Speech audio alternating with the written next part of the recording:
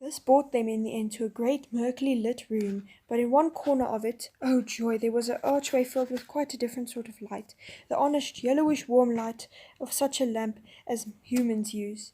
What showed by this light inside the archway was the foot of a staircase which wound upward between the walls of stone. The light seemed to come from the top. Two earthmen stood on each side of the arch like sentries, or footmen. The wardman went up to these two and said, as if it were a password, "Many sink down into the underworld." "And few return to the sunlit lands," they answered as if it were a courtesan. Then all three put their heads together and talked. At last one of the two gnomes in waiting said, "I'll tell you the Queen's Grace has gone from hence her great affair. We had best keep this trop dwellers in strait prison till her homecoming. Few return to the sunlit lands."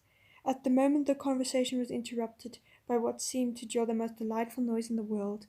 It came from above the top of the staircase, and it was a clear, ringing, perfectly human voice, the voice of a young man. "What coil are you keeping down there, Mulgoverum?" it shouted. "Overworlders, ha! Bring them up to me, and that presently." "Please your highness to remember," began Mulhothergum, but the voice cut him short. "It pleases my highness principally to be obeyed. Old Mutterer, bring it up," it called. Muttergerum shook his head, motioned to the travellers to follow, and began going up the staircase. At every step the light increased. There was rich tapestries hanging on the walls. The lamplight shone golden through thin curtains at the staircase head. The earthmen parted the curtains and stood aside. The three passed in. They were in a beautiful room, richly tapestried, with a bright fire on a clean hearth, and red wine and cut glass sparkling on the table. A young man with fair hair rose to greet them. He was handsome and looked both bold and kind, though there was something about his face that didn't seem quite right. He was dressed in black, and altogether looked a little bit like Hamlet. "Welcome, overworlders," he cried. "But stay a moment. I cry you mercy. I have seen you two fair children, and this you strange governor before. Was it not you three that met me by the bridge on the borders of Etonsmoor when I rode by my lady's side?" "Oh, you're the Black Knight who never spoke?" exclaimed Joel. "And that was the lady, the Queen of Underland?" asked Puddlegum with no friendly voice. And Scrub, who was thinking the same, burst out, "Because if it was, I think she was jolly mean to send us off to a castle of giants who intended to eat us. What harm have we ever done her, I should like to know?"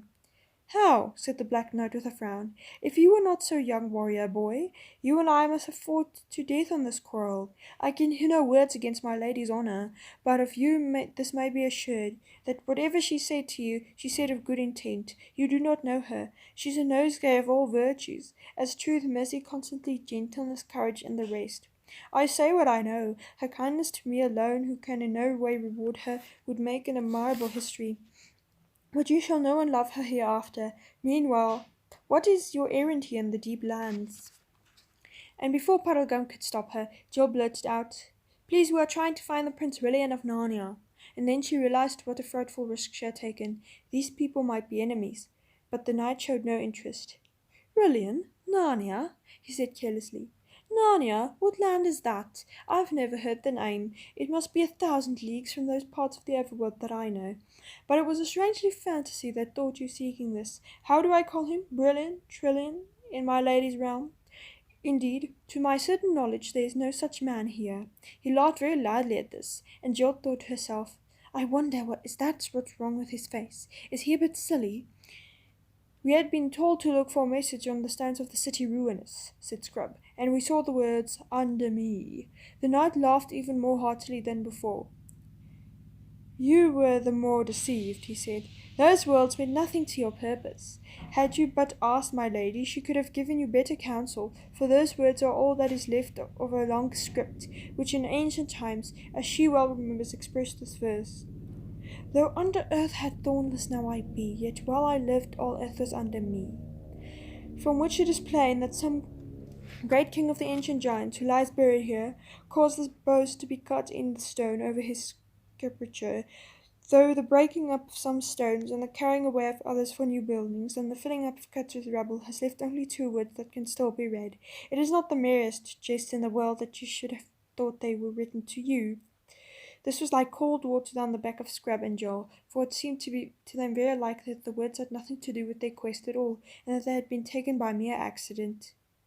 Don't you mind them, said Puddlegum. There are no accidents. Our guide is Aslan, and he was there when the giant king caused the letters to be cut, and he knew already all things that would come from them, including this.